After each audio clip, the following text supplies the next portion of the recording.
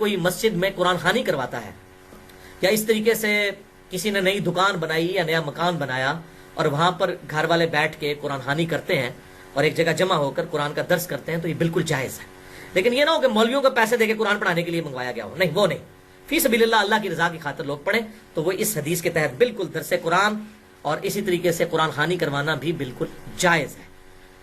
جبکہ پڑھنے والے بے لوس اللہ کی قربت کے لیے پڑھ رہے ہوں, جس طرح یہاں پر لوگ آتے ہیں وہ بے لوس آئے ہوئے ہیں, ظاہر ہے ہم نے کوئی پیسے دے کے تو نہیں بلوایا, نہ یہاں کوئی پیسے بانٹتے ہیں. اب یہ 8ویں حدیث بھی اسی ذکر کی مجلس, قرآن کی مجلس کے لیے ہے.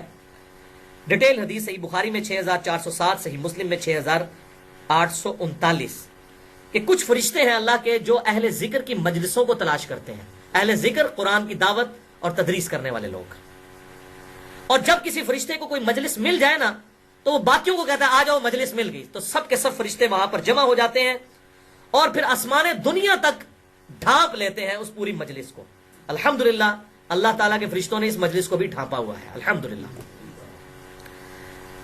اور پھر وہ اللہ کے حضور جب حاضر ہوتے ہیں تو ان کا رب ان سے پوچھتا ہے, حالانکہ وہ جانتا ہوتا ہے اس کے باوجود وہ فرشتوں سے پوچھتا ہے. آپ صلی اللہ علیہ وسلم ہمارے اللہ جانتا ہے لیکن پھر بھی پوچھتا ہے فرشتوں سے. اللہ تعالیٰ بھی اس میں خوشی محسوس کرتا ہے کہ تم میرے بندوں کے پاس سے آئے تو تم نے ان کو کس حال میں پایا. تو کہتے ہیں اللہ وہ تیری تسبیح, تکبیر اور حمد و ثنا بیان کر رہے تھے, اللہ اکبر کبیرہ والحمد للہ کثیرہ وسبحان اللہ بکرۃ. اللہ تعالیٰ فرماتا ہے کیا انہوں نے مجھے دیکھا ہے؟ تو فرشتے عرض کرتے ہیں اللہ نہیں دیکھا.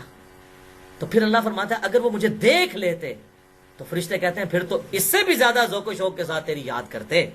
پھر اللہ تعالیٰ فرماتا ہے میرے فرشتوں وہ مجھ سے کیا مانگ رہے تھے؟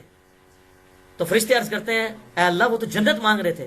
اللہ تعالیٰ فرماتا ہے کہ کیا انہوں نے جنت کو دیکھا ہے؟ فرشتے کہتے ہیں دیکھا تو نہیں. اللہ فرماتا ہے کہ اگر وہ دیکھ لیتے تو یا اللہ تیری عزت کی قسم. اچھا اس میں سب کے ساتھ ہے کہ وہ فرشتے کہتے ہیں اللہ تیری عزت کی قسم, اے اللہ تیری عزت کی قسم, اگر وہ جنت دیکھ لیتے تو اس سے بھی زیادہ زور و شور کے ساتھ تو اسے جنت کو طلب کرتے. لہٰذا یہ بات پتہ چلی کہ یہ جو صوفیاء کا نظریہ ہے کہ جنت کے لیے عبادت نہ کی جائے, جنت کی طلب نہ کی جائے, یہ بالکل باطل نظریہ قرآن حکیم کے خلاف ہے. بلکہ صحیح مسلم میں ایک حدیث ہے, ایک صحابی جو حضور صلی اللہ علیہ وسلم کو وضو کرواتے تھے, آپ ایک دفعہ حضرت ربیعہ رضی اللہ تعالیٰ عنہ, میں نے جو مسئلہ شفاعت والا ہے مسئلہ نمبر 4 میں حدیث یہ بتائی ہے, آپ نے فرمایا ربیعہ مانگ کیا مانگتا ہے؟ سل ربیعہ. انہوں نے کہا جنت میں آپ کا پڑوس. تو آپ نے تو نہیں فرمایا کہ جنت نہ مانگ, ان کو پتا تھا جب حضور کا ساتھ ملنا ہے تو جنت میں ہی ملنا ہے نا جا کر, ٹھیک ہے. تو پھر آپ نے اور بھی کچھ مان لو, کہ یا رسول اللہ یہ بہت ہے. فرمایا پھر کثرت سجود سے میری مدد کر, یعنی نیک مال اختیار کر, میری دعا کی برکت ہوگی انشاءاللہ تجھے میرا پڑوس ملے گا. تو یہ حضرت ربیعہ کا عقیدہ ہے. ہمیں بھی حضور صلی اللہ علیہ وسلم کا جنت میں پڑوس چاہیے تو ہم اللہ سے جنت کا سوال کرتے ہیں. ہاں وہ رابعہ بصریہ کی طرف منسوب ہے کہ وہ ایک ہاتھ میں آگ اٹھائی ہوئی تھی اور ایک میں پانی, اور کہا جی میں اس آگ سے جنت کو آگ لگانا چاہتی ہوں اور پانی سے دوزخ بچانا چاہتی ہوں تاکہ لوگ جنت دوزخ کی وجہ سے نہیں اللہ کی وجہ سے عبادت کریں. تو میں پھر وہی بات کروں گا, یہ تو جذباتی باتیں ہیں, علمی میدان میں ان کی کوئی حیثیت نہیں ہے. تو ہم رابعہ کے عقیدے پہ نہیں ہیں, ربیعہ کے عقیدے پہ ہیں, صحابی کے عقیدے پہ جو صحیح مسلم میں حدیث ہے. سل ربیعہ, ہم بھی اللہ تعالیٰ سے اس کے محبوب صلی اللہ علیہ وسلم کا جنت میں